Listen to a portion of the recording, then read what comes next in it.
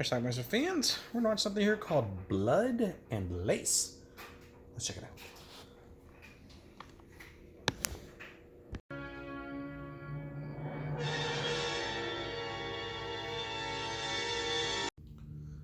Our movie starts with a point of view of a hammer.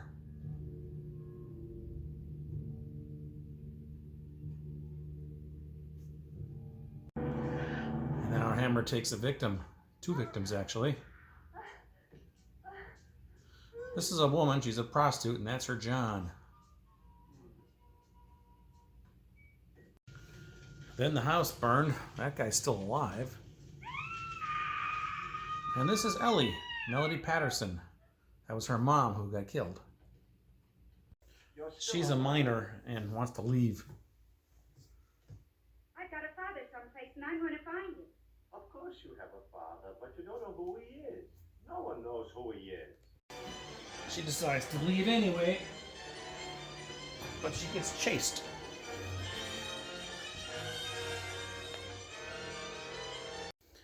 The guy chasing her is Vic Tayback, Mel Sharples himself from Alice. He's a cop. Ellie, my name is Calvin Carruthers. You might know me. I used to work at the Bijou Theater. Anyway, he brings her back and Ellie, did you ever see the man's face? he's going to put her in an orphanage. He's big and ugly. A lot like yours. All right. So this is the orphanage she's being sent to. Here's a kid who's trying to run away from the orphanage, and this guy's name is Tom Credge. He's like the caretaker there, and he has a way of dealing with them, which sometimes involves cutting off their hands.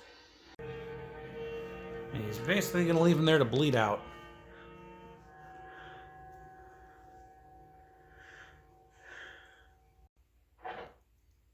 That a 16-year-old boy. Tell you, he just disappeared. Gloria Graham. He must have made it to the road. You mean you were too drunk to look for him? I want to get something to eat. A young Dennis Christopher from Fade to I Black. didn't get enough supper. If you don't go back upstairs, you'll never eat again. Okay, don't get mad. Trying to run away. Turns out they have a lot of dead bodies there. Could have killed you with that knife. Lucky I got you to the freezer in time. You might have bled to death. My mother? Anyway, she gets dropped off at the orphanage. This is Mr. Mullins. He's a social worker.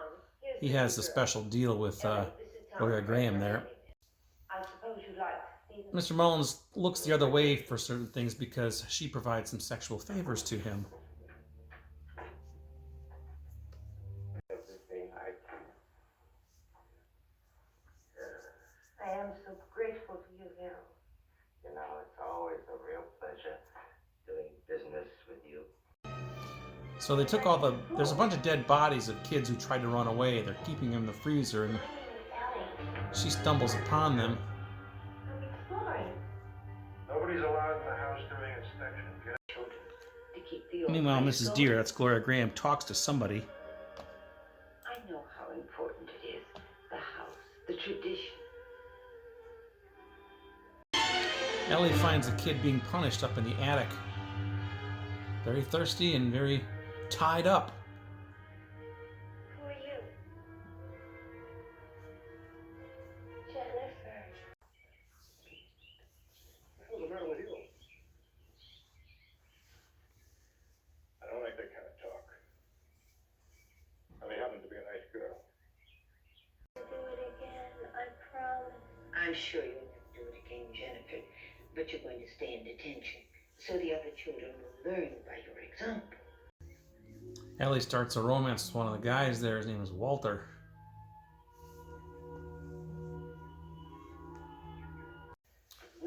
Although he's not successful, Tom tries to get at Ellie. But she's going to get away from him. Oh, shit. You're fired. Get out of here. No, I'm not fired. Matter of fact, you and me just became partners. Science is making marvelous progress with drugs and transplants. Someday, people who have passed away before their time will be restored. Walter's also being pursued by the other girl named Bunch.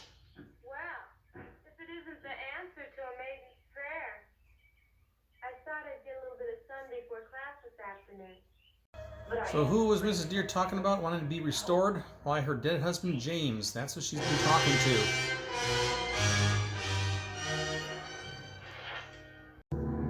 Ellie wakes up to see this masked man hovering over her.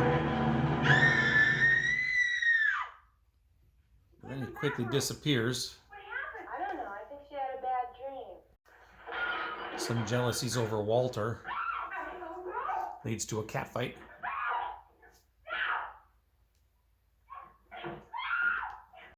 And Ellie then catches them together. Don't worry, Walter. You and your little slut can have each other. I'm clearing out. Let her go, Walter. They want to get rid of her now. There's only one thing to do. Walter knows Ellie wants to go. And by now, all the children know. So nobody's surprised when she shows up absent. So they're going to try to get rid of her, throw her in the freezer with everybody else.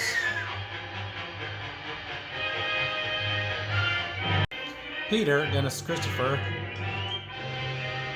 sees as Tom is locking her in the freezer down there. Pete, I think you finally I cracked. saw it. It happened. In your mind, In the cellar, I mean, you put her in the freezer and he locked it. Bunch Ellie's gonna die in there. I'm not falling for your corny joke. And then Ellie discovers one of the bodies in there with her.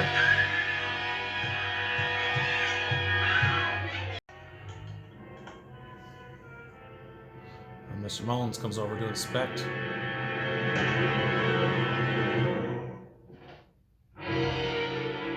And then this guy, what the hell, there's two killers. As these two can fight, there's confusion, and she gets out. See, I told you I wasn't making it up. She's got the bodies of the kids that tried to run away in the freezer. She murdered them. Anyway, these two go at it. And our masked guy wins. She drags him in the freezer. Tom. Tom, all your friends are here.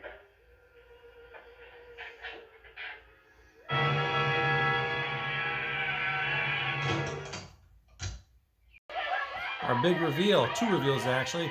Turns out she was the one who killed her mom. And Vic Tayback suspected it. I never saw the hammer, but I thought it was kind of funny you'd have nightmares about it unless you did. When you learned that the man wasn't found with your mother, you knew he got away. So you decided to pin everything on him.